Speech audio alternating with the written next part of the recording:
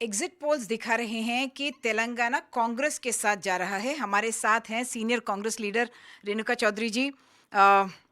कितने नंबर आपको मिलेंगे और अगर 60 या 65 मिले तो लगता है कि डेंजर फिर भी हो सकता है? नहीं नहीं, ये सब हवाबाजी है जो चल रहा है। हम आराम से सरकार बना रहे हैं और जितने आंकड़े चाहिए उससे ज़्यादा ही मिले हैं हमें। मुझे पूरा उम्मीद है। अगला उसका पहलू होगा कि कौन मुख्यमंत्री बनेगा। कांग्रेस पे हमेशा ये आरोप लगता है कि आपके हर दूसरे आदमी मुख्यमंत्री के कैंडिडेट होते हैं और अब बताया जा रहा है कि 8 लोग हैं, उसमें रेणुका चौधरी का भी नाम है। वो मेरा नाम कहाँ से आ गया मुझे पता नहीं है। मैंने कभी पूछा नहीं और सोचा भी नहीं, ये अलग बात है। मगर हाँ, हमारी गर्व की बात है कि कांग्रेस पार्टी में इतने सारे उम्मीदवार हो सकते हैं, क्योंकि हमारे पास उतना टैलेंट है ही। अब उन दूसरे पार्टियों में दूसरा आदमी कोई दिखेगा नहीं, नज़र नहीं आएगा। मगर कौन बनेगा, ये तो कौन बनेगा करोड़पति सवाल है। और दूसरी बात ये है कि ये दर्जा जो दिया जाएगा मुख्यमंत्री को, वो एमएलए तय करेंगे। ये उनकी हक है और उस हक को लेकर हमें यहाँ बोलना गलत बात है। अब जैसा कर्नाटक में चला था, ये एक एक व्यक्ति का गुप्त अभिप्राय लिया गया और लास्ट को फैसला हुआ और दोनों ने मान लिए। बहुत अच्छी चल रही है सरकार और उनके वजह से हमारी यहाँ भी बहुत बड़ी फायदा हुई। अ, बोला ये जा रहा है कि अब रेड्डी फिर से आ जाएंगे कांग्रेस में और तेलंगाना में वो पावर में रहेंगे और ये फिर से रेड्डी पार्टी बन जाएगी। ये रेड्डी, ये कम्मा, ये बोलना भी गलत है। ठीक है, इतिहास देखे जाए तो बहुत सारे रेड्डी यहाँ मुख्यमंत्री बने हैं और सरकार अच्छा भी चला है। राज की तरक्की भी हो चुकी है। ऐसी बात नहीं है रेड्डी आए तो कोई उनको दिखा के डराने की कोई बात नहीं है। आपकी रेड्डी पार्टी ओबीसी की भी बात कर रही है और दलित मुख्यमंत्री की बात तो यहाँ पे हुई ही है, तो क्या वो भी कैंडिडेट्स रहेंगे? क्यों नहीं, क्यों नहीं। अगर आप एक नज़र पलट के देखें देश भर में, आज के दूसरे राज्यों का मुख्यमंत्री जो बने, चाहे वो हेमंत बिस्वा, चाहे वो हमारी बुराइयां आज के दिन कर सकते हैं, चाहे ममता बनर्जी हो, चाहे संगमा हो, जो भी हो, आप देखें कि वो सब मेड इन कांग्रेस के ही है। तो वो तजुर्बा जो मिलते हैं कांग्रेस पार्टी में, जो बुनियाद यहाँ से बन के लोग जाते हैं, तो सब उम्मीदवार बन गए, सब मुख्यमंत्री भी बन गए। हम हमारी गर्व की बात है कि ऐसे लोग यहाँ, तो ओबीसी को क्यों नहीं, दलित को क्यों नहीं। हमेशा हम कहते हैं, अगर मायावती जी आज मुख्यमंत्री बन सकती है यूपी की, एक अकेली औरत 4 बार, सामान्य बात नहीं है ये। क्योंकि उन दिनों पे ये कानून, ये पॉलिसी हम लागू कर रहे थे कि सम सम्मान निर्माण। ओके। पिछले 6 महीने पहले आप देखेंगे तो कांग्रेस का नामो निशान नहीं था तेलंगाना में, ऐसा लग रहा था। क्या बदलाव आया?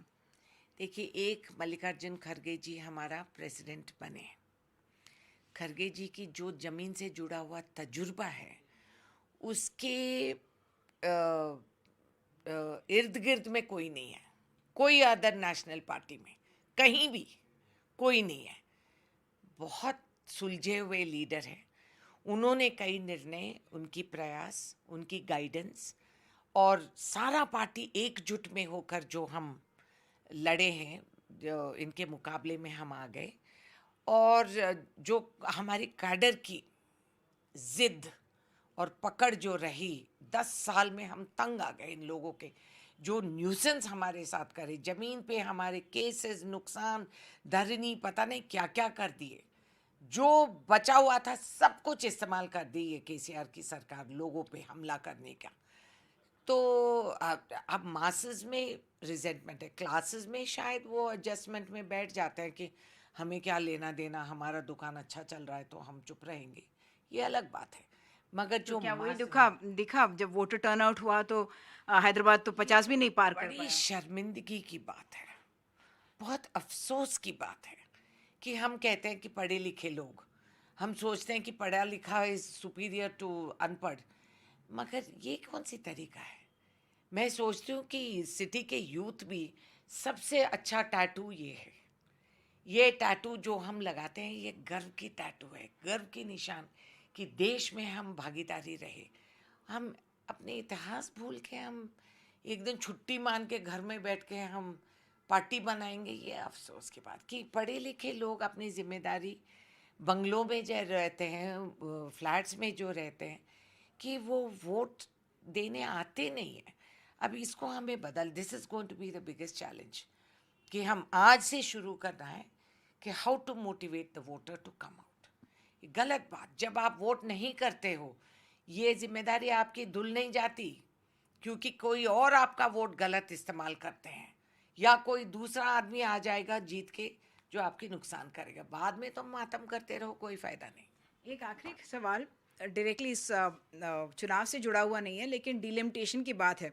आप जब कह रहे हो कि चुनाव में वोट मतदान देने के लिए लोग नहीं आते हैं, तो क्या डिलिमिटेशन का जो मुद्दा है, साउथ के लोग समझते हैं कि उनका जो पॉलिटिकल जो वेट है वो कम होने वाला है? क्या उस पर कांग्रेस ने कोई सोच है? जी, हमारी सोच तो है, ठीक टाइम पे हम ये निकाल के इसके खिलाफ हम लड़ेंगे। एज इट इज़ आप देखेंगे आंकड़े कम होते जा रहे हैं साउथ के। क्यों? किस बात पे? आप ये कन्वीनियंटली आप यूज़ कर रहे हैं डिलिमिटेशन, ताकि आपका बल वहाँ बढ़ते जाए। हम किस तरह से वी आर लेस, क्या हम कंट्रीब्यूट नहीं कर रहे हैं सेंटर को? आपके पास जो पैसे आते हैं वो हमारी मेहनत की पैसे हैं, तो आप कौन होते हैं ऐसे फैसला करने के लिए? इसका जवाब पार्लियामेंट में दिया जाएगा। We will fight. शुक्रिया। तो 2 दिन बचे हैं ये तय करने के लिए कि मुख्यमंत्री कौन बनेगा, और उसके बाद कांग्रेस इस मोमेंटम को लेके और आगे बढ़ना चाहेगी 2024 में भी। हैदराबाद से कैमरा पर्सन नागराजू के साथ उमा सुधीर, एनडीटीवी इंडिया के लिए।